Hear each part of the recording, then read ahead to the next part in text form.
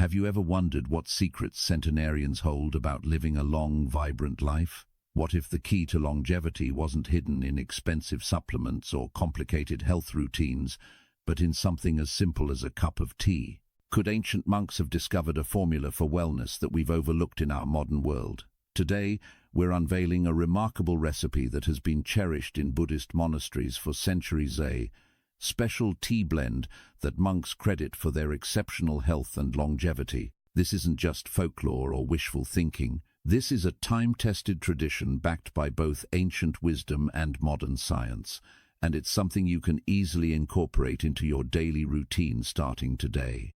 Imagine beginning each morning with a warm, aromatic cup of tea that not only delights your senses, but also works quietly within your body to strengthen your immune system, reduce inflammation, improve your digestion, and potentially add years to your life. That's exactly what we're going to explore together in this video, a simple yet powerful beverage that monks have relied on for generations to maintain their vitality well into their hundreds. This journey we're about to embark on is more than just learning a recipe.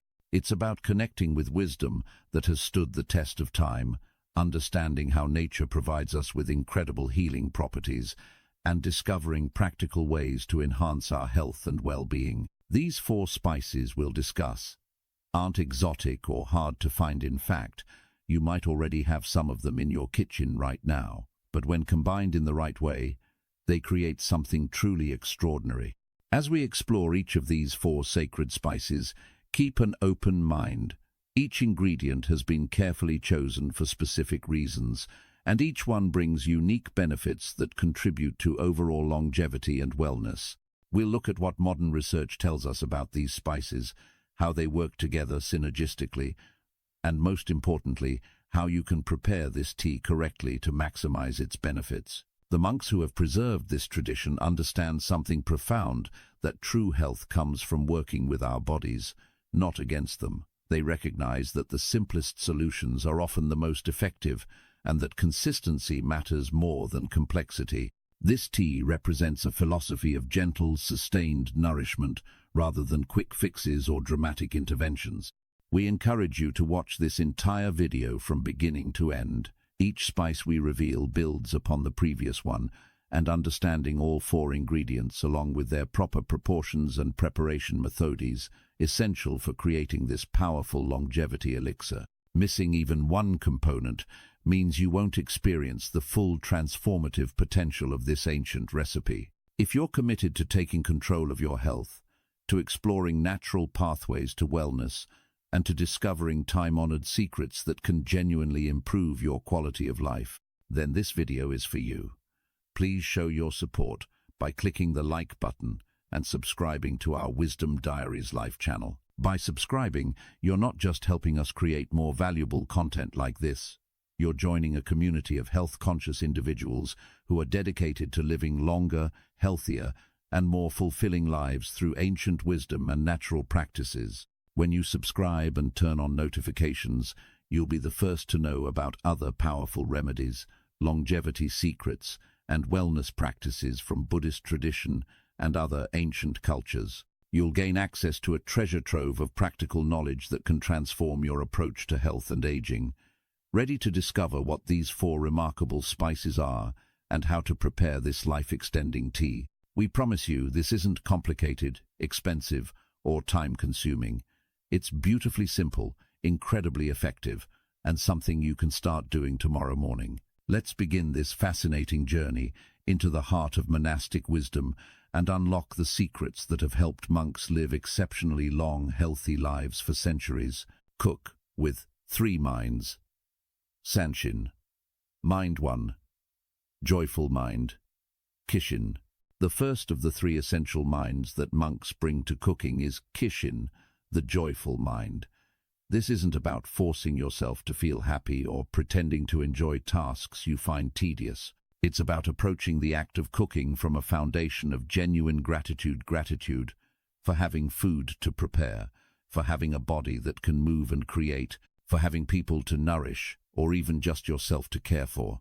When you cook from this place of appreciation rather than obligation, something fundamental shifts in both the process and the outcome. The monks teach that joy in cooking isn't dependent on having perfect ingredients, an ideal kitchen, or even feeling particularly happy that day. Joyful mind means recognizing the inherent privilege and opportunity in being able to prepare food.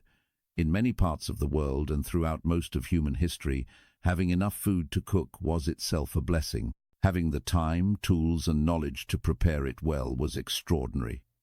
When you remember this context, even the simplest meal preparation becomes an occasion for genuine appreciation. There's a fascinating concept in monastery cooking called energy transfer theory.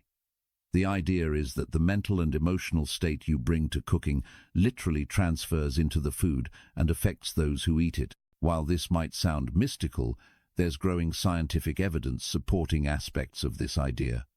Studies have shown that positive intention and focused attention from food preparers can measurably affect outcomes.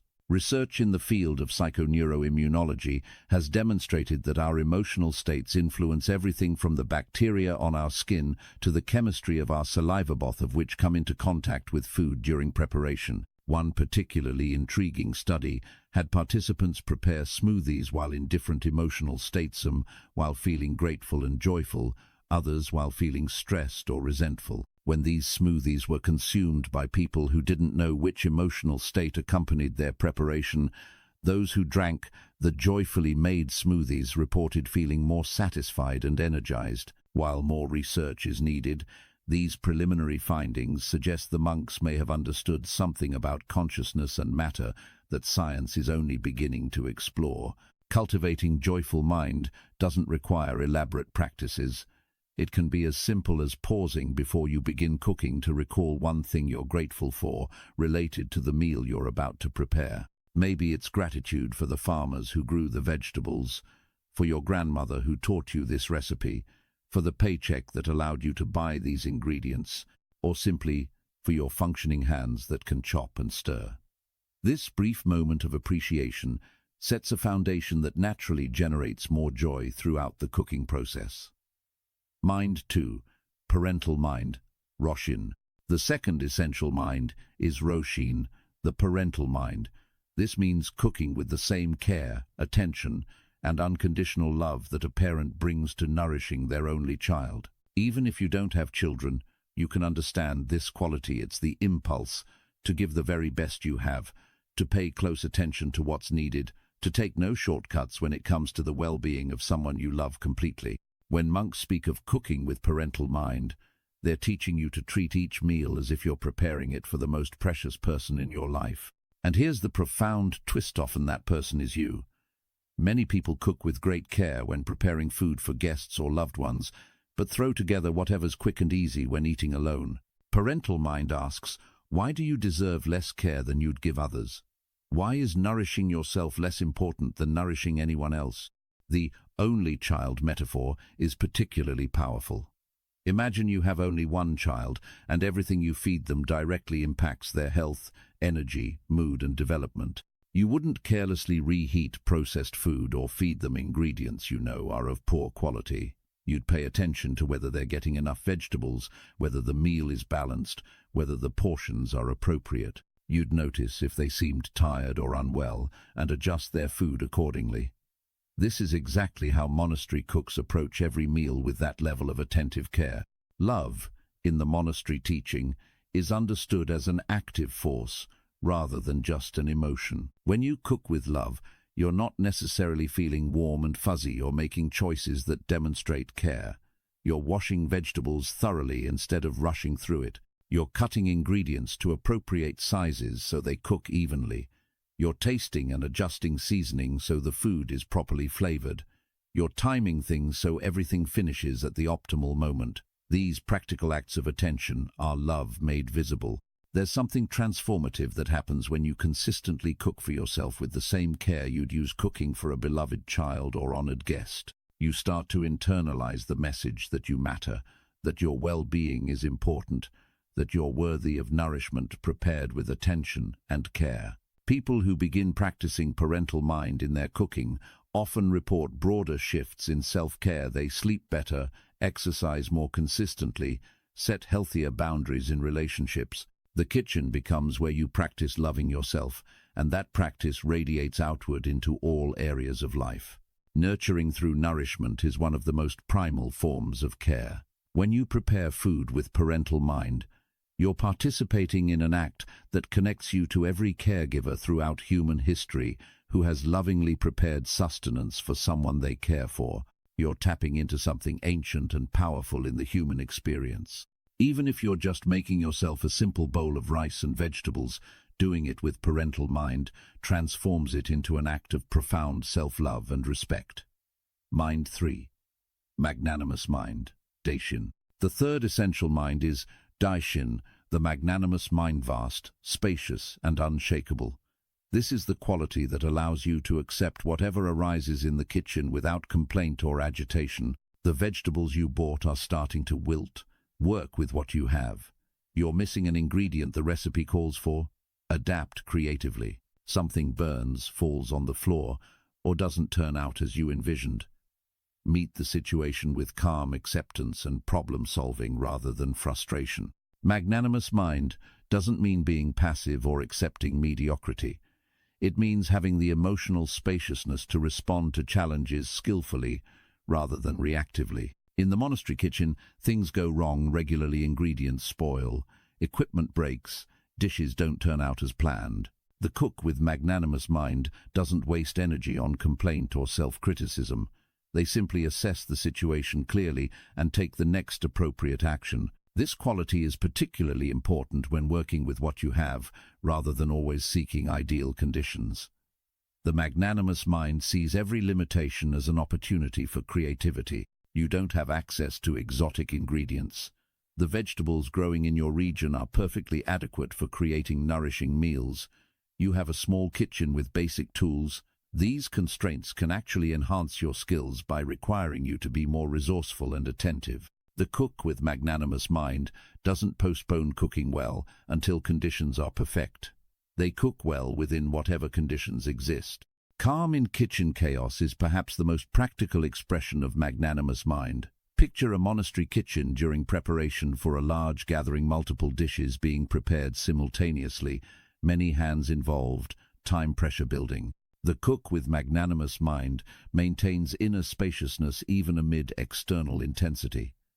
They don't transfer their stress to others through sharp words or tense energy. They remain a calm center around which the kitchen activity flows smoothly. Developing magnanimous mind transforms kitchen challenges from sources of stress into opportunities for growth. When you drop something, instead of cursing yourself, you simply clean it up and continue. When timing goes wrong and parts of the meal aren't ready simultaneously, you adapt the serving approach rather than spiraling into self-judgment. This emotional resilience developed through cooking practice naturally extends into how you handle difficulties in all areas of life. Meditation practice. Before beginning to cook, try this simple breathing exercise to align with the three minds. Stand in your kitchen and take 3 slow, deep breaths. With the first breath, call to mind something that generates gratitude. This cultivates joyful mind. With the second breath, think of someone you love deeply and imagine you're cooking for them. Even if you're actually cooking for yourself, this cultivates parental mind. With the third breath, acknowledge that things may not go exactly as planned and commit to meeting whatever arises with grace. This cultivates magnanimous mind. You might set a simple intention before cooking, spoken aloud or silently. May this food nourish and heal. May I cook with joy, love, and peace. This isn't religious in nature, it's simply a way of consciously choosing the energy you bring to the task. Some people find it helpful to have a specific phrase they use each time they cook, creating a ritual that signals to their mind and body. We're entering a mindful, intentional space now. After cooking and eating, take a moment for reflection. How did you embody the three minds during this cooking session? Where did you succeed? Where did you struggle? This isn't about judgment, but about awareness and gradual cultivation. Perhaps today you managed joyful mind, but found yourself becoming impatient when things didn't go smoothly, indicating magnanimous mind needs development.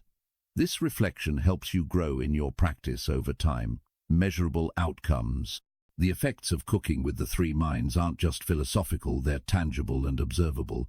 People who adopt this practice consistently report that food simply tastes better. Family members notice differences, even when the same recipes are used. There's something about food prepared with genuine care, attention, and positive energy that affects flavor in ways we're still working to understand scientifically. The attention to detail that comes with parental mind, the relaxation that comes with joyful mind, and the adaptability that comes with magnanimous mind all contribute to better cooking outcomes. Stress reduction while cooking is one of the most immediate benefits. When you approach cooking as a practice of the three minds rather than just a task to complete, the entire experience shifts.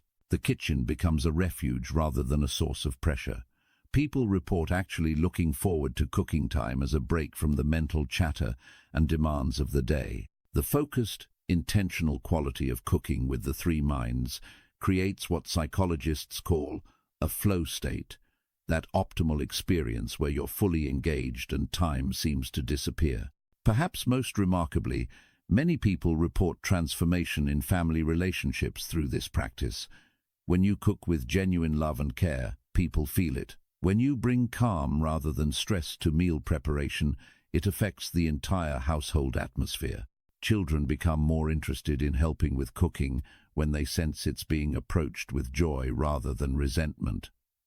Partners feel more appreciated when meals are prepared with parental mind's attentive care. The three minds practice in the kitchen radiates outward, improving the emotional climate of the entire home. The four-spice immortal monk tea as sacred ritual. Tea in monastery life occupies a unique space between medicine, ritual, and daily practice. For over 1,000 years, monasteries across Asia have maintained tea traditions that go far beyond simple beverage consumption. Tea became intertwined with contemplative life because its effects gentle alertness without agitation, warmth without heaviness, clarity without overstimulation perfectly supported the demands of intensive meditation and study. The caffeine in tea provided enough stimulation to maintain wakefulness during long meditation sessions, while the L-theanine created a calm, focused mental state ideal for contemplation. The historical significance of tea in monasteries cannot be overstated. In many traditions, the monastery tea master held a position of great responsibility and respect. This wasn't someone who simply prepared beverages, they were guardians of health, cultivators of community, and practitioners of a healing art. The tea master understood not just how to prepare tea, but which herbs and spices to combine for different seasons, different health conditions, and different stages of practice. They maintained gardens of medicinal plants, aged and blended ingredients with precision, and passed their knowledge to carefully selected students. There's an important distinction between formal tea ceremony and daily tea practice in monastic life. Tea ceremony, as practiced in Japanese Zen tradition, is a highly refined ritual with specific movements, utensils, and aesthetic principles. It's a form of moving meditation where every gesture carries meaning and the preparation and consumption of tea becomes a complete spiritual practice. This ceremonial approach is beautiful and valuable, but it's practiced relatively infrequently during special occasions, for honored guests, or as dedicated training. Daily tea practice, by contrast, is simpler and more accessible. This is the tea that monks prepare each morning and evening, often in large pots that serve the entire community. The preparation is straightforward, the setting informal, yet the tea is approached with the same reverence and attention that characterizes all monastery activities. It's this daily practice tradition that the four-spice tea belongs to, practical, health-focused, and sustainable as a lifelong habit rather than an occasional ritual. Tibetan and Zen tea traditions, while sharing common roots, develop differently based on climate, available ingredients, and cultural influences. Tibetan monastery tea often includes butter and salt, creating a rich, nourishing beverage suited to the harsh, cold climate of high altitudes. The yak butter provides crucial calories and fats, while the salt replaces minerals lost through exertion in the thin mountain air. Zen monastery tea in Japan tends towards simplicity and subtlety, often just pure green tea or tea with minimal additions, reflecting the aesthetic of wabi-sabi, finding beauty in simplicity and imperfection. The four-spice tea we're exploring draws primarily from traditions that emerged in regions where these spices grew naturally or were readily available through trade areas of India, Nepal, China, and Southeast Asia. In these regions, monasteries developed sophisticated understanding of how spices could enhance both the flavor and medicinal properties of tea. They observed over generations which combinations supported health, which promoted longevity, and which created the optimal mental and physical state for contemplative practice. What to expect follows a fairly predictable timeline for most people, though individual variation is significant. Days 1 through 3 often involve some adjustment. You might feel slightly different as your body responds to the new spices, or you might not notice much change at all yet. Days 4 through 7 typically bring the first clear benefits: improved digestion, more stable energy, perhaps better sleep. Week 2 often includes what some call a healing crisis, where you might feel slightly worse for a few days as your body begins deeper detoxification and adjustment. This passes quickly. Weeks 3 and 4 are when the real transformation becomes undeniable: a clearer skin, sustained energy without crashes, reduced inflammation and pain, mental clarity, emotional balance, and a sense of vitality that might have been missing for years. Tracking progress methods don't need to be complicated. A simple journal where you note each day whether you drank your tea, how you slept, your energy levels on a scale of 1 to 10, any digestive issues or improvements, mood, and any other observations is sufficient. Taking a few minutes each evening to reflect and record creates valuable data that helps you see patterns and progress that might not be obvious day to day. Some people also find it helpful to take a photo at the beginning and end of the 30 days. Changes in skin clarity, facial puffiness, and even subtle shifts in expression often show up visually. Common obstacles include time pressure, forgetting to prepare tea, family resistance to changes, experiencing detox symptoms, and wanting to quit when immediate results aren't dramatic. Solutions are straightforward. Prepare your tea station the night before. Morning preparation takes just minutes. Set a phone reminder until the habit is established. Invite family members to try the tea and explain why it matters to you without forcing them to participate. Understand that temporary discomfort often precedes breakthrough, and remember that real health transformation is a marathon, not a sprint. 30 days is just the beginning of a lifelong practice, not a quick fix that ends on day 31. Final wisdom from the monastery: the true secret to longevity that monks have preserved for centuries isn't found in any single herb, spice, or dietary rule. It's found in the integration of all these practices into a coherent way of life that honors the deep connection between what we eat, how we prepare it, and why we're alive. The tea is medicine, yes, but so is the attention you bring to chopping vegetables. The fasting period supports metabolic health, yes, but it also cultivates discipline and freedom from constant consumption. The real secret is that there are no shortcuts, only consistent, mindful practice over time. The mind-body-spirit connection isn't just philosophical poetry, it's the practical reality that your thoughts affect your digestion, your food choices affect your emotions, and your sense of purpose influences every cell in your body. When you prepare your morning tea with gratitude, you're not just consuming beneficial compounds, you're reinforcing neural pathways of appreciation that reduce stress hormones and support immune function. When you cook with the three minds, you're not just making dinner, you're practicing being present, loving, and accepting in ways that extend far beyond the kitchen into every relationship and challenge you face. Simplicity as sophistication means recognizing that the most powerful health practices aren't complicated or expensive. They're simple, accessible, and rooted in timeless wisdom. 4 spices, hot water, and 15 minutes each morning. Treating ingredients with respect. Eating earlier in the day. These practices cost almost nothing in money but everything in attention and consistency. Modern culture convinces us that health requires expensive supplements, complex protocols, and expert guidance. The monastery teaching reveals that profound transformation comes from simple practices done with wholehearted commitment. Starting today, Not tomorrow is the only way anything ever changes. Tomorrow is always tomorrow, never actually arrives. If this information has spoken to you, if something in these teachings resonates as true and valuable, then the time to begin is right now, today, with your very next meal or your tea tomorrow morning. Don't wait for the perfect moment, the perfect circumstances, or until you've acquired every ideal ingredient. Start with what you have, where you are, and let the practice evolve naturally. The monks didn't wait for enlightenment before they began practicing. They began practicing, and enlightenment emerged from the practice itself. Practical next steps. Shopping list summary for beginning your practice immediately. Ceylon cinnamon sticks or powder, fresh ginger root or dried ginger, green cardamom pods, holy basil leaves or whole cloves, raw honey optional, fresh lemons or limes optional. If possible, choose organic for everything, but don't let lack of organic options stop you from starting. These spices are available at most grocery stores, health food stores, or online. For best results, buy from stores with high turnover and specialty spice shops if available in your area. Start with small quantities. You can always buy more once you're committed to the practice.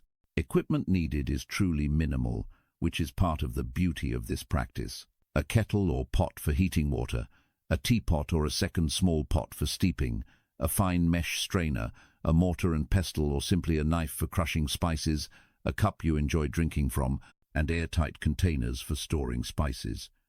You might already have everything you need. If you want to enhance your practice, consider a good quality thermos to keep tea warm for hours, a special teacup that makes the ritual feel more meaningful, or a small notebook for tracking your observations. But none of these extras are necessary. You can begin with what's in your kitchen right now. Free resources and guides to support your journey are available through our community. Look in the video description for links to downloadable shopping lists, weekly meal planners organized by the 5 colors, printable journal pages for tracking your 30-day challenge, and additional recipes using the monastery kitchen principles. We've also created guides for troubleshooting common issues, adjusting the tea formula for specific health conditions, and adapting these practices for different dietary needs and restrictions. All of these resources are free because we believe this wisdom should be accessible to everyone, not just those who can afford expensive programs. Community support invitation extends to everyone watching this video. You don't have to do this alone. Join the conversation in the comments section where people from around the world are sharing their experiences with these practices, asking questions, and supporting each other's journeys. Share your own progress, challenges, and insights. Your experience might be exactly what someone else needs to hear. If you're on social media, use the hashtag we've created for this community so we can all learn from and encourage each other. Real transformation happens in community, not isolation, and we're building something special here. Thank you for investing this time in learning these ancient practices that have supported human health and longevity for centuries. The fact that you've watched this far tells us you're serious about transforming your health and your relationship with food. That commitment matters more than any technique or recipes. The foundation, everything else builds on. We're honored to share this wisdom with you and to be part of your journey toward greater vitality and well-being. We genuinely want to hear from you in the comments below. Tell us which of these practices resonates most strongly with you. Ask questions about anything that's unclear. Share where in the world you're watching from and what food traditions from your own culture align with these monastery principles. Your engagement helps this wisdom reach more people who need it, and it helps us create better content that serves your actual needs and interests. If you found value in this video, please subscribe to our Wisdom Diaries channel and turn on notifications so you never miss our new content. We're committed to bringing you more ancient wisdom adapted for modern life, practical teachings that actually work rather than empty inspiration that sounds good but changes nothing. Every subscription tells us this work matters and helps us reach more people seeking genuine transformation. May the simple practice of preparing and drinking this tea each morning connect you more deeply to yourself, to the nourishment the earth provides, and to the timeless wisdom that supports human flourishing across all cultures and centuries. May you discover that health isn't complicated or expensive. It's a daily choice to honor your body with attention, quality ingredients, and practices rooted in reverence for life itself. Start tomorrow morning. Start today if you can. Just start, and trust that consistent practice will reveal benefits beyond anything words can capture. Authentic sources: Tenzo Kyokun, Instructions for the Cook, by Master Dogen. Shojin Ryori Tradition Records on Buddhist Temple Cuisine, Tibetan Buddhist Medicine Herbal Guides, and the Chanyuan Chingui. Check out this traditional Shojin Ryori guide to see how these herbs are combined in a daily ritual for natural healing. This video is relevant because it demonstrates the specific herbs monks add to their daily tea to support the body's self-healing systems, as discussed in the research. Spice 3. Cardamom, the nervous system balancer. Himalayan monastic tradition. In monasteries perched high in the Himalayan mountains, where the air is thin and temperatures plunge below freezing for months each year, cardamom has been a staple ingredient in the daily tea for centuries. The monks in these harsh environments observed that cardamom provided crucial benefits beyond simple flavoring. It helped them breathe more easily in the thin mountain air, warmed them from within during freezing meditation sessions, and supported the calm mental clarity essential for their contemplative practice. The traditional description of cardamom as a phlegm-clearing herb might sound antiquated, but it describes real respiratory benefits that modern science is beginning to understand. At high altitudes, the body produces more mucus as a protective response to dry air and breathing challenges. Cardamom's aromatic compounds help thin this mucus, making breathing easier and preventing the congestion that can impair meditation and sleep. Even at normal altitudes, many people find cardamom helpful for respiratory clarity, especially during seasons when air quality is poor or allergies create congestion. Nervous system regulation is perhaps cardamom's most valuable but least recognized gift. While ginger energizes and cinnamon warms, cardamom calms without sedating. It creates a state of relaxed alertness that's ideal for any activity requiring both focus and tranquility: meditation, study, creative work, or simply moving through your day without being knocked off center by every stressor. The monks recognized this quality and made cardamom central to their daily practice, understanding that maintaining equanimity amid the challenges of monastic life required support for the nervous system.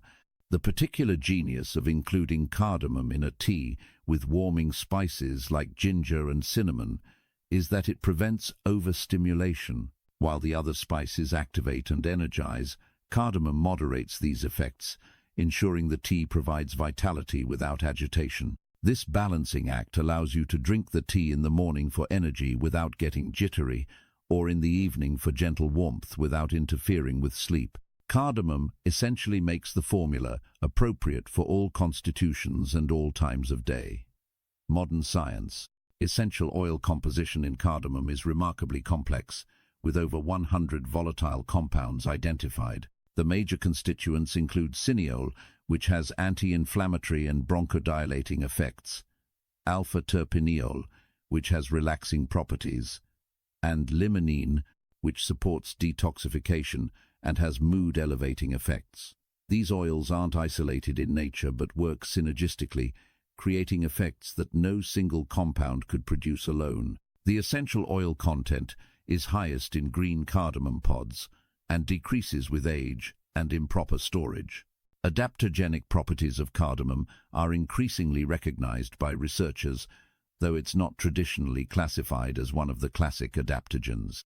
An adaptogen is a substance that helps the body adapt to stress, supporting homeostasis and resilience without forcing the body in any particular direction. Cardamom appears to have these qualities. It can be calming when you're agitated, but doesn't make you drowsy. It can be energizing when you're depleted, but doesn't overstimulate. This bidirectional regulation is characteristic of adaptogens and makes cardamom incredibly valuable for daily use. Respiratory benefits go beyond simple decongestant effects. Research shows cardamom has bronchodilating properties. It helps relax the airways, making breathing easier. This is particularly valuable for people with asthma or other respiratory conditions, though it's not a replacement for prescribed medications. The antispasmodic effects help reduce coughing and the tightness in the chest that can accompany respiratory infections. The antimicrobial properties may help protect against respiratory pathogens, though more research is needed in this area. Digestive enzyme stimulation is another well-documented benefit of cardamom. Like ginger, cardamom enhances the secretion of digestive juices, saliva, gastric acid, and intestinal enzymes that break down food. But cardamom also has carminative properties, meaning it helps prevent and relieve gas and bloating. It's particularly effective for the uncomfortable distension that can occur after meals, especially meals containing beans or cruciferous vegetables. The combination of improved digestion and reduced gas makes cardamom valuable for anyone with sensitive digestion or conditions like irritable bowel syndrome. Mental health benefits. Anxiety reduction from cardamom consumption is supported both by traditional use and emerging research. Several studies have found that cardamom extract has anxiolytic effects comparable to some pharmaceutical anxiety medications, but without side effects like sedation or dependency. The mechanisms appear to involve modulation of neurotransmitter systems, particularly GABA, which is the brain's primary calming neurotransmitter. Daily cardamom consumption may help reduce baseline anxiety levels, making you more resilient to stresses and less prone to anxiety spirals. Mood enhancement effects are subtler than those of cardamom's anti-anxiety properties, but no less valuable. People who regularly consume cardamom often report feeling more emotionally balanced, with fewer dramatic mood swings and a generally more positive baseline mood. Some research suggests this may relate to cardamom's effects on serotonin and dopamine systems. The aromatic compounds also have uplifting quality. Simply smelling cardamom can brighten mood, which is why aromatherapy often incorporates cardamom essential oil. Cognitive support from cardamom includes improvements in memory, focus, and mental clarity. Research is still preliminary, but studies on animals have shown that cardamom extracts improve learning and memory performance, possibly by reducing oxidative stress in brain tissue and supporting healthy neurotransmitter function. Human users report that cardamom helps with the kind of scattered thinking and mental fog that makes it hard to concentrate or remember things. The calm alertness it produces appears ideal for cognitive tasks requiring sustained attention. Sleep quality improvement might seem contradictory given that cardamom doesn't act as a sedative, but many people find that regular cardamom consumption helps them sleep better. This likely relates to its anxiety-reducing effects. When you're less anxious, you fall asleep more easily and sleep more soundly. Cardamom's digestive benefits also contribute, as indigestion is a common cause of sleep disruption. The gentle nervous system balancing may help regulate the sleep-wake cycle, supporting your body's natural circadian rhythms.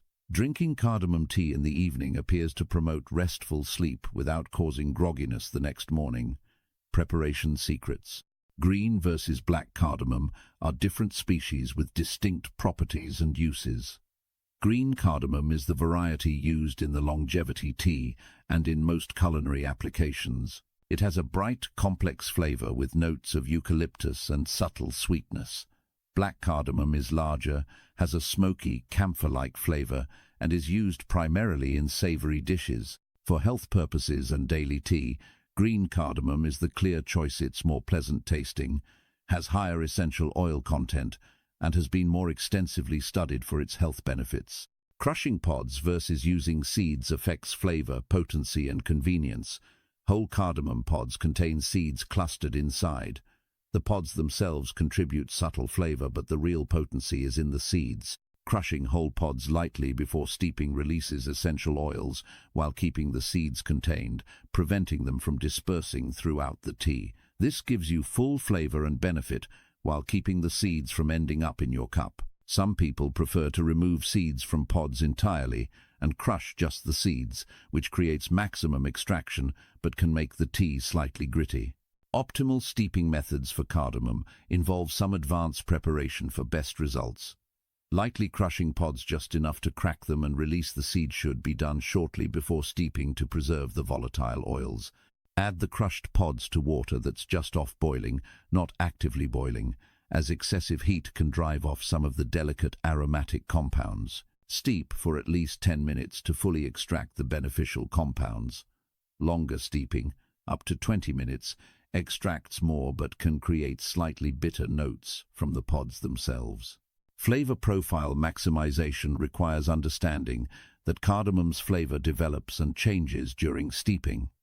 The initial extraction gives bright, top notes the immediate floral and eucalyptus characteristics. Longer steeping extracts deeper, warmer, sweeter notes. If you're combining cardamom with other spices, adding it toward the middle of the preparation rather than at the beginning can preserve more of its delicate aromatic qualities. Some people like to add a couple of fresh crushed pods to their tea just before serving to capture both the fully extracted depth and the bright fresh notes. Therapeutic applications. Specific health conditions that particularly benefit from cardamom include digestive disorders like irritable bowel syndrome, gastritis, and bloating. The antispasmodic effects help calm intestinal cramping, while the carminative properties reduce gas. Respiratory conditions including asthma, bronchitis, and chronic cough may improve with regular cardamom consumption, though it should complement rather than replace medical treatment. Anxiety disorders and stress-related conditions often respond well to cardamom's nervine properties. Bad breath and oral health issues benefit from cardamom's antimicrobial effects, and fresh flavor-chewing cardamom pods after meals is a traditional practice for oral hygiene. Complementary pairings enhance cardamom's effects. With ginger, cardamom creates a balanced formula that's warming but not overstimulating, energizing but not anxiety-inducing. With cinnamon, cardamom moderates the intensity while enhancing the overall aromatic appeal. With black pepper, which isn't in this formula but is worth mentioning, cardamom's bioavailability increases significantly.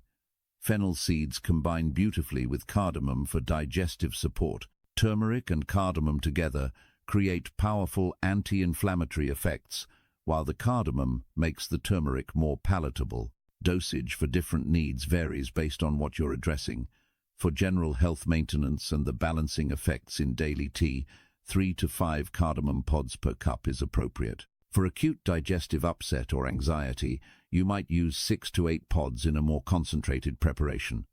For respiratory support during illness, stronger cardamom tea consumed 3 to 4 times daily can be helpful. As with all the spices in this formula, start with moderate amounts and adjust based on your individual response. Some people are very sensitive to cardamom and find that even small amounts have strong effects, while others can use larger quantities without any issues. Spice 4. Holy basil, cloves, the blood purifier, the dual option. The fourth position in the monastery tea formula offers flexibility between two powerful herbs, holy basil, known as tulsi, and cloves. Both serve similar functions in the tea, providing immune support, anti-inflammatory effects, and what traditional medicine calls blood purification. The choice between them depends on availability, personal preference, specific health needs, and sometimes simply which one you're drawn to. Some practitioners alternate between the two, using each for periods of time, while others develop a clear preference and stick with it. Holy basil tends to be the preferred option in monasteries where it grows abundantly, particularly in India and Southeast Asia. Its adaptogenic properties make it especially valuable for those dealing with chronic stress or seeking deeper nervous system support beyond what cardamom alone provides. Cloves are often the choice in regions where holy basil is harder to obtain, or during times when their stronger antimicrobial properties are particularly needed, such as during cold and flu season or when dealing with dental issues. When to use which can be determined by several factors. If you're primarily seeking stress adaptation, mental clarity, and immune support with a gentler approach, holy basil is ideal. If you're dealing with acute infection, significant inflammation, or dental pain, cloves' more intense antimicrobial and analgesic properties make them the better choice. If you have access to both, you might use holy basil as your daily staple most of the year and switch to cloves during winter months or when you feel illness coming on. Some advanced practitioners actually use both in combination, creating a 5-spice tea that combines all the benefits. This isn't traditional in most lineages, but experimentation is encouraged as long as you're paying attention to effects. If using both, reduce the amount of each proportionally so the total 4th spice content remains similar to using one alone. The combination creates a complex flavor profile and potentially broader therapeutic effects, though it's by no means necessary either holy basil or cloves alone completes the formula beautifully. Holy basil, Tulsi. Sacred plant significance in Hindu and Buddhist traditions has given Tulsi a special status that goes beyond its medicinal properties. Though the reverence isn't unfounded, the health benefits are remarkable. Tulsi is considered the queen of herbs in Ayurvedic medicine, used for everything from fever to digestive complaints to spiritual purification. Monasteries often maintain Tulsi gardens, and the plant is tended with special care. While you don't need to adopt these traditional attitudes to benefit from Tulsi, understanding its honored place in healing traditions helps explain why it's been so extensively studied and used.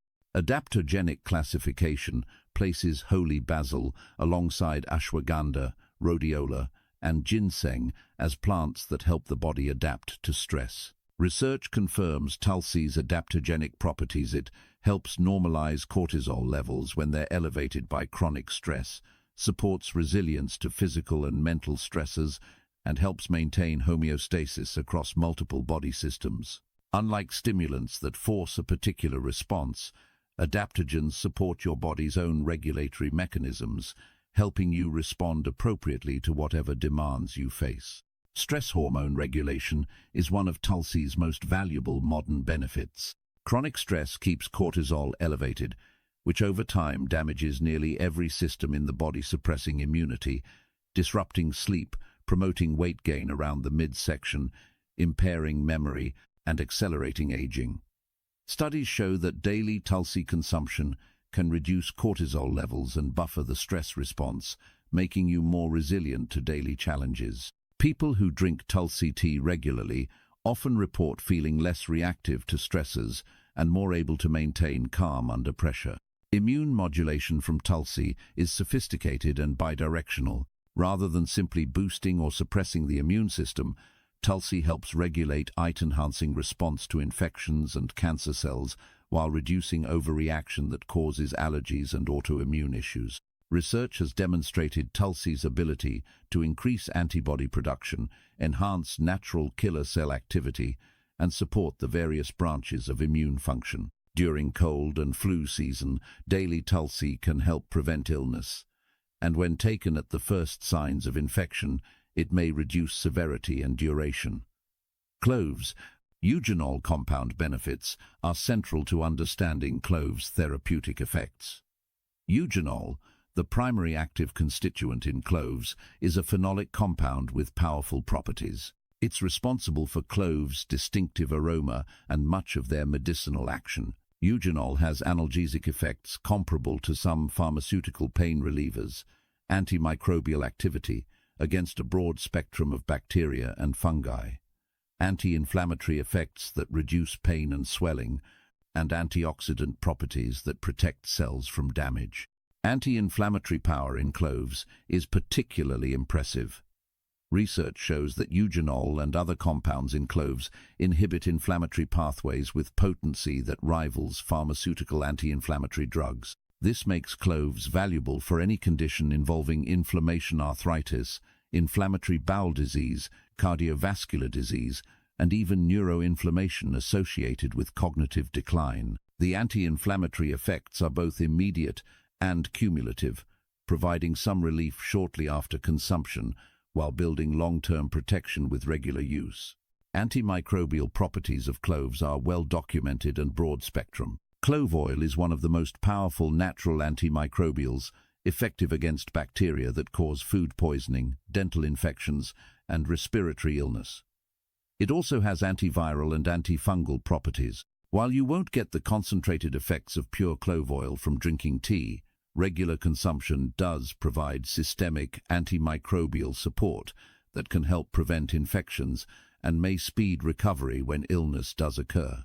The antimicrobial compounds reach high concentrations in saliva, making clove tea particularly beneficial for oral health. Pain relief qualities make cloves famous for dental pain. Clove oil is a traditional emergency treatment for toothaches and is still used in some dental preparations. But cloves' analgesic effects aren't limited to dental applications. They can provide relief from headaches, muscle pain, joint pain, and various other types of discomfort. The mechanism involves both reducing inflammation that causes pain and directly affecting pain nerve pathways. While tea won't provide the immediate intense relief of concentrated clove oil applied topically, regular consumption may reduce chronic pain levels over time. Blood purification concept.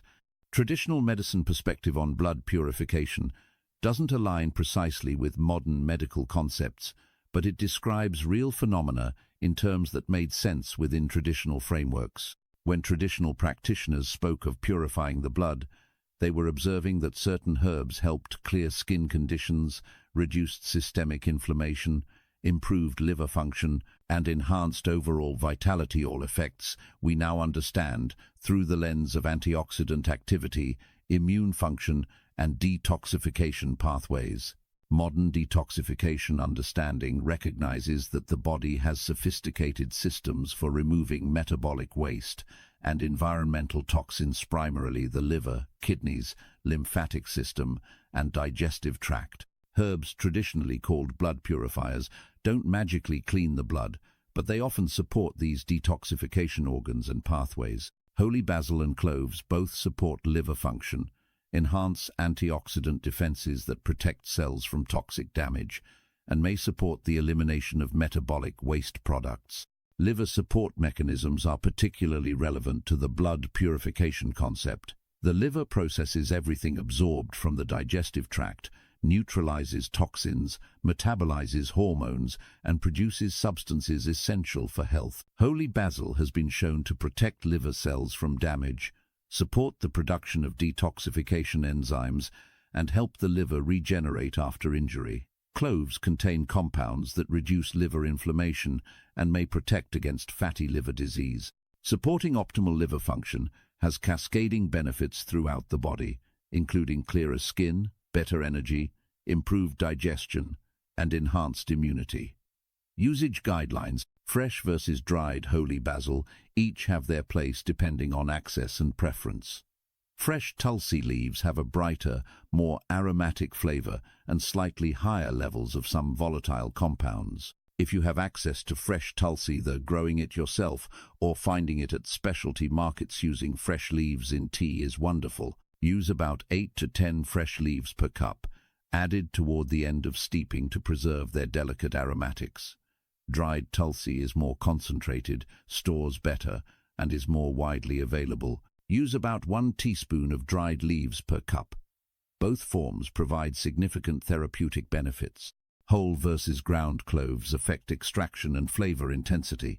Whole cloves release their beneficial compounds more slowly, creating a gentler, more gradual flavor that develops during steeping. They're also easier to strain out and less likely to make the tea gritty. Ground cloves extract very quickly and completely, providing maximum medicinal benefit but potentially creating an overpowering flavor if not used carefully. For daily tea, whole cloves are generally preferable. Use 4 to 6 whole cloves per cup. If using ground cloves, a pinch to 1/8 teaspoon is usually sufficient. Infusion techniques for maximizing benefit while maintaining pleasant flavor require some attention. For holy basil, adding it after other spices have steeped for a while preserves more of its delicate aromatic compounds. Steep for 5 to 10 minutes after adding the tulsi. For cloves, adding them from the beginning and simmering gently for 10 to 15 minutes extracts beneficial compounds thoroughly. If the flavor becomes too intense, you can remove the cloves partway through steeping. Both tulsi and cloves benefit from being crushed lightly before steeping to release their oils and compounds. Combining both options creates what some consider the ultimate version of the tea. 5 spices instead of 4. If you choose this approach, Use about half the usual amount of each to avoid overwhelming flavor and excessive medicinal effects. So instead of 8 tulsi leaves or 6 cloves, you might use 4 tulsi leaves and 3 cloves. This combination provides the stress-adaptive benefits of tulsi, alongside the powerful antimicrobial and pain-relieving properties of cloves, creating comprehensive support for multiple health needs simultaneously. The complete tea formula. The master recipe. Here is the exact recipe that has supported longevity and vitality in monastery kitchens for generations. For 1 large cup or 2 smaller servings, you will need the following proportions. Fresh ginger, 1 inch of root sliced or grated, or 1 teaspoon of dried ginger. Ceylon cinnamon, 1 3-inch stick or ½ teaspoon of powder. Green cardamom pods, 4 to 6 pods lightly crushed, and either 8 to 10 fresh tulsi leaves, or 1 teaspoon dried tulsi, or 4 to 6 whole cloves. These proportions create a balanced tea where no single spice dominates, but all work together harmoniously. Water temperature and quality matter more than most people realize. Use filtered or spring water. If possible, chlorine and other chemicals in tap water can interfere with the extraction of beneficial compounds and affect flavor. Heat water to just below boiling, around 195 to 205 degrees Fahrenheit. Actively boiling water can drive off some of the delicate volatile compounds in the spices, while water that's too cool won't extract the beneficial constituents fully. If you don't have a thermometer, bring water to a full boil, then let it rest for about 30 seconds before pouring over the spices. Steeping time should be 10 to 15 minutes for optimal extraction. Less time won't fully extract the medicinal compounds, while much longer doesn't significantly increase benefits and may extract bitter compounds from spices like cinnamon. If you're in a rush, even 5 minutes will provide some benefit, but the full therapeutic effect comes from adequate steeping time. Some people prefer to actually simmer the tea gently for 10 minutes rather than just steeping, which extracts more completely, especially from harder spices like cinnamon sticks and whole cloves. Serving size can be adjusted based on your needs and preferences. The recipe as given makes about 12 to 16 ounces of concentrated tea. Some people drink this full amount in the morning as their primary beverage. Others divide it into 2 servings, drinking 1 in the morning and 1 in the afternoon or evening. You can also make a larger batch, triple or quadruple the recipe and store it in a glass jar in the refrigerator for up to 3 days, reheating individual servings as needed. The tea actually develops more complex flavor after sitting for several hours as the compounds continue to meld. Preparation method. Step-by-step water selection and heating begins your tea ritual. Fill your kettle with fresh, filtered water. Don't use water that's been sitting in the kettle from yesterday, as it will have lost oxygen and accumulated any minerals or impurities from the kettle itself. As the water heats, gather and prepare your spices. This mindful beginning to the process sets an intentional tone for the entire preparation. Spice preparation is where attention to detail pays dividends. Slice fresh ginger thinly to maximize surface area. You don't need to peel organic ginger, as the peel contains beneficial compounds, but do peel conventionally grown ginger to avoid pesticide residues. If using dried ginger, measure it out but don't add it yet. Take your cinnamon stick and, if it's particularly thick or long, break it into smaller pieces. Crush your cardamom pods lightly, using the flat side of a knife or a mortar and pestle. You want to crack them open to expose the seeds, but not pulverize them. Measure out your tulsi or cloves. Infusion process follows a specific sequence for best results. Place the ginger and cinnamon in your teapot or directly in a small pot if you're simmering. Pour the hot water over them. Add the crushed cardamom pods. Let these steep for 5 to 7 minutes. These are the spices that benefit most from longer extraction and higher temperature. Then add your tulsi or cloves, which are more delicate and benefit from slightly less extraction time. Let everything steep together for another 5 to 10 minutes, covered to prevent volatile oils from escaping with the steam. Straining and serving should be done while the tea is still quite hot but not boiling. Use a fine mesh strainer to remove all the spice particles. Nobody wants to drink gritty tea or accidentally bite into a clove. Pour the strained tea into your cup. Some people like to cover the cup for another minute or two to let it cool slightly and allow the compounds to fully integrate. The tea should be aromatic, warming, complex in flavor, but balanced. No single spice should dominate. Mindful consumption transforms this from a mere beverage into a practice. Don't drink the tea while scrolling your phone, watching television, or rushing around. Sit down with it. Hold the warm cup in your hands and appreciate the aroma rising with the steam. Take the first sip slowly, noticing all the layers of flavor: the warmth of ginger, the sweetness of cinnamon, the aromatic brightness of cardamom, the grounding notes of tulsi, or the spicy bite of cloves. Drink it slowly enough to notice how it makes you feel: the gentle warmth spreading through your body, the subtle lift in energy or calm in your mind. This attentiveness to the experience is part of what makes the tea medicinal. The first infusion rule. Energy in the morning from the first steeping makes this timing ideal for most people. The first infusion of the spices yields the highest concentration of stimulating, warming compounds. Drinking this in the morning provides gentle energy, activates metabolism and digestion for the day ahead, and supports mental clarity. The warming effect helps counter the natural coolness and sluggishness that many people experience upon waking, especially in colder months. Having this tea on an empty stomach, about 20 to 30 minutes before breakfast, allows maximum absorption and begins the digestive process so you're ready to properly process your first meal. Calming in the evening comes from the second or sometimes third infusion if you reuse the spices. After the first steeping, the spices can be steeped again with fresh hot water. The second infusion is milder, with more of the calming, balancing effects and less of the stimulating warmth. This makes it ideal for afternoon or early evening drinking. It provides comfort and gentle warmth without interfering with sleep. Some people find the second infusion especially helpful for winding down from the day, while still getting therapeutic benefits from the spices. Multiple infusions from the same spices are not only economical, but provide different benefits at different times of day. Most of these spices, especially when using whole forms like cinnamon sticks, cardamom pods, and whole cloves, can be steeped 2 to 3 times. The first steeping extracts the most potent compounds. The second extracts gentler constituents and provides milder flavor. A third steeping is quite light, but still pleasant and beneficial. Save your used spices in a small jar in the refrigerator between infusions.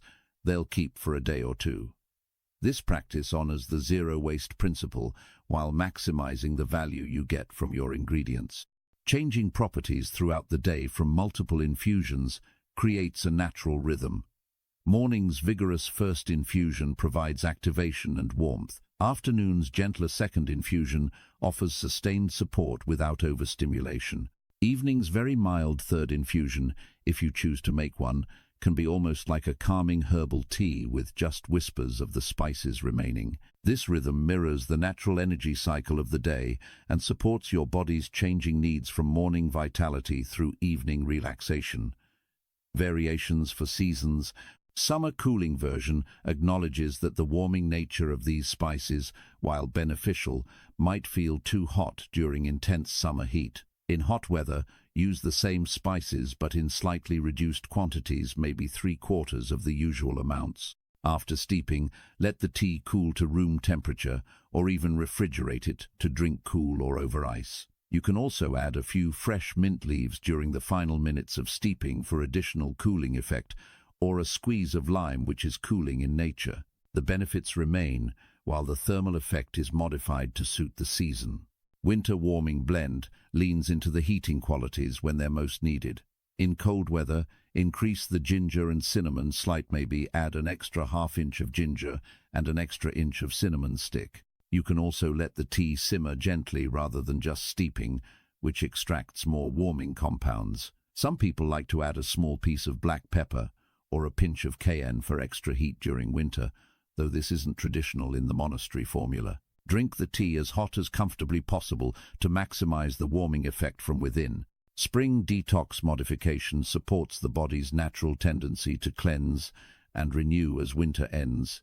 In spring, you might reduce the sweet, heavy spices slightly and add more of the lighter, bitter elements. Use the standard spice amounts, but consider adding dandelion root or a small amount of turmeric to support liver detoxification. Fresh tulsi is ideal in spring if available, as its cleansing properties align with the season. Some traditions also add a small amount of fresh lemon juice to spring tea to enhance its purifying effects.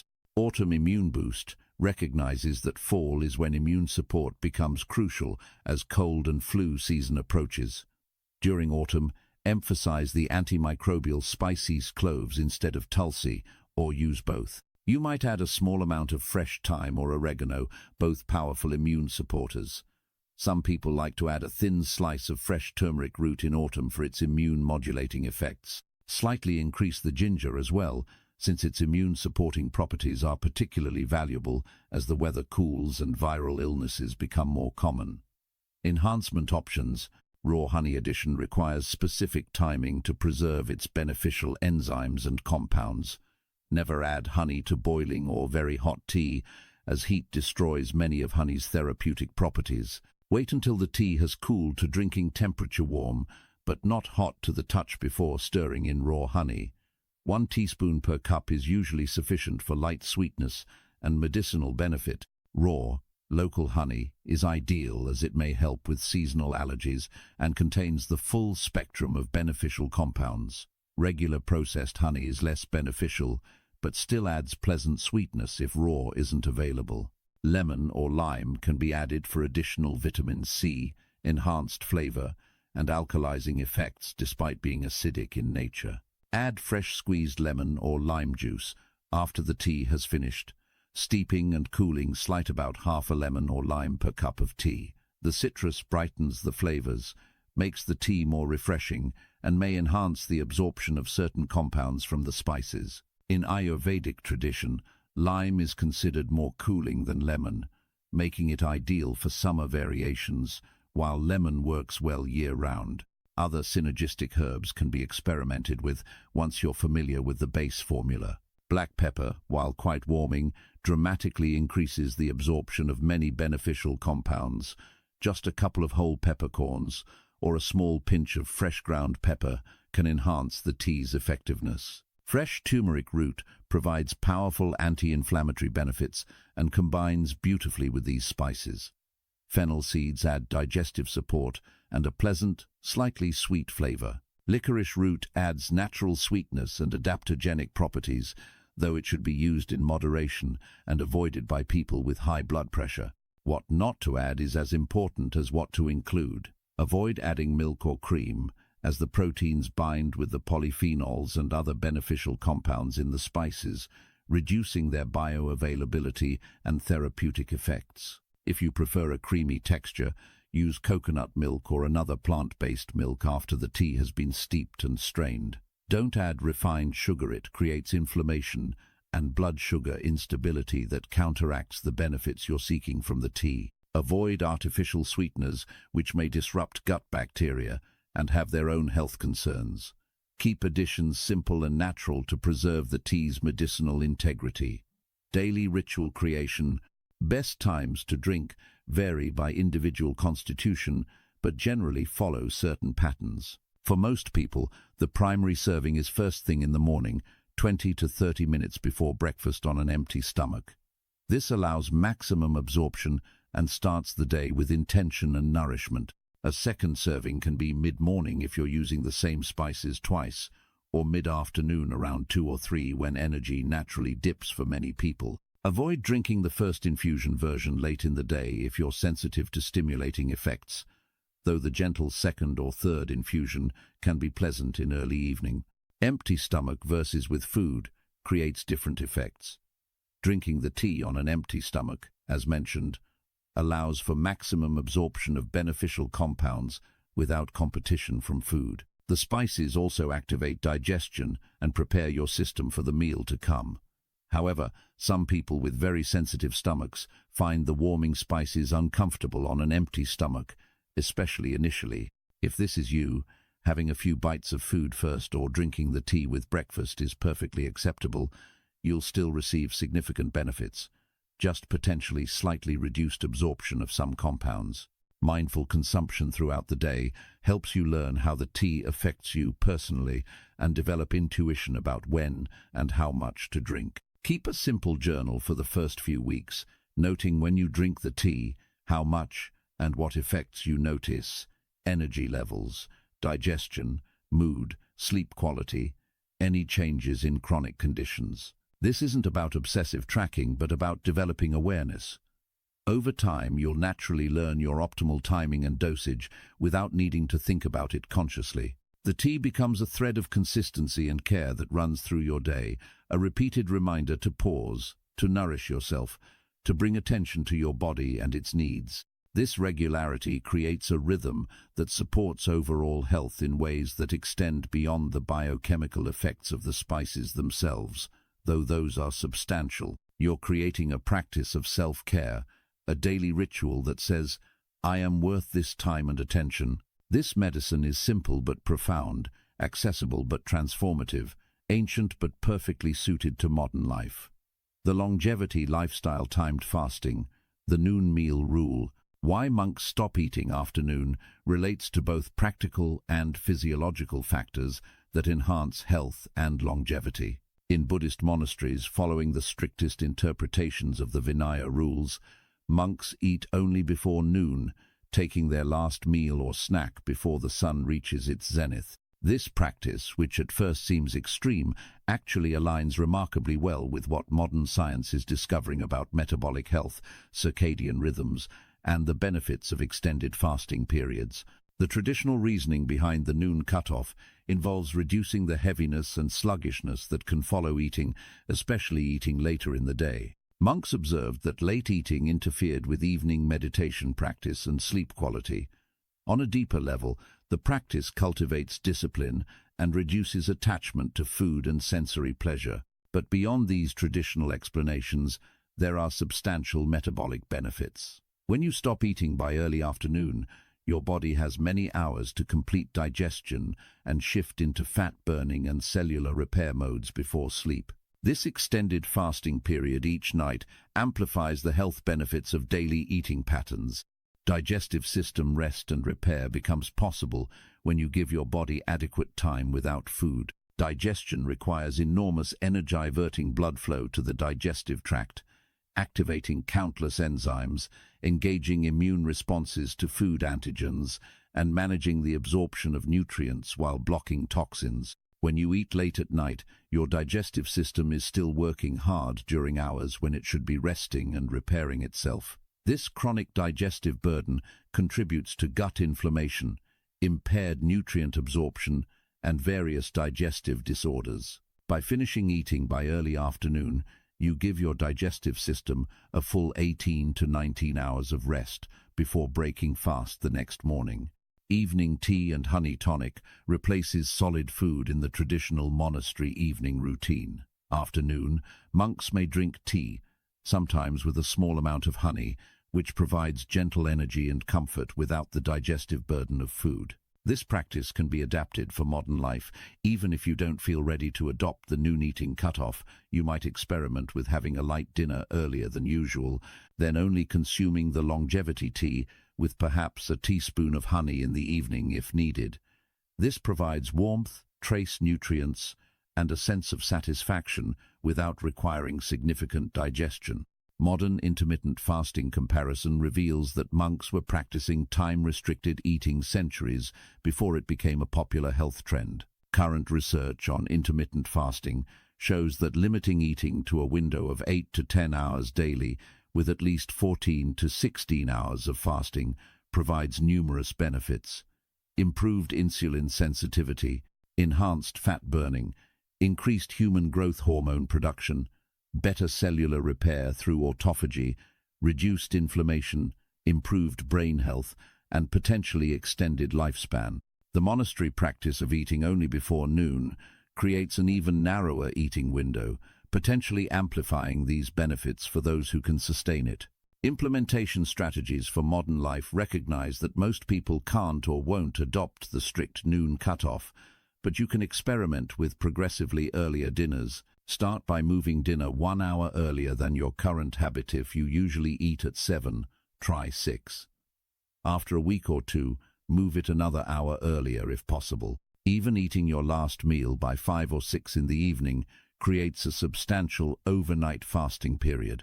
If social obligations require later eating occasionally, that's fine. The benefits come from consistency most days, not perfection. You might also try the full monastery practice 1 day per week, perhaps on weekends, as an occasional deeper fast that resets your system. The 30-day challenge. We invite you to commit to a 30-day journey that could transform your health and relationship with food. This isn't about perfection, it's about consistent practice and mindful attention to how these ancient principles affect your unique body and life. Breaking this into weekly phases makes the challenge feel manageable rather than overwhelming, and allows you to build habits progressively rather than trying to change everything at once. Week 1 focuses on establishing the tea ritual as your foundation. Your only commitment this first week is to prepare and drink the 4-spice longevity tea each morning. Don't worry about any other changes yet. Just master this one practice. Prepare your tea mindfully using the method we've outlined. Sit with it without distraction, and notice how it makes you feel throughout the day. Pay attention to your energy levels, digestion, mental clarity, and any other effects you observe. Keep your expectations realistic. Some people notice immediate effects, while others need several days for changes to become apparent. Week 2 adds mindful meal preparation using the first 3 kitchen rules. Continue your daily tea practice, and now bring the principles of treating ingredients like your own eyes, practicing zero waste, and seeing your cooking pot as your own head into your meal preparation. This doesn't mean completely overhauling your diet, just bring more awareness and reverence to how you prepare whatever you're already eating. Notice how this shift in attention changes both the cooking process and how the food tastes. Many people report that their usual meals become more satisfying and nourishing simply through being prepared with greater care. Week 3 introduces the 5-color, 5-taste approach to your meals. By now, your morning tea ritual should feel natural, and you've been practicing mindful cooking for a week. This week, start checking that your daily meals include representation from all 5 colors and all 5 tastes. You don't need to get all 5 in every single meal. You can balance across the day. Use the meal planning guidance provided to make this easier. Notice whether you feel more satisfied after meals, whether your cravings change, and whether you experience improved energy or digestion from this more balanced approach to eating.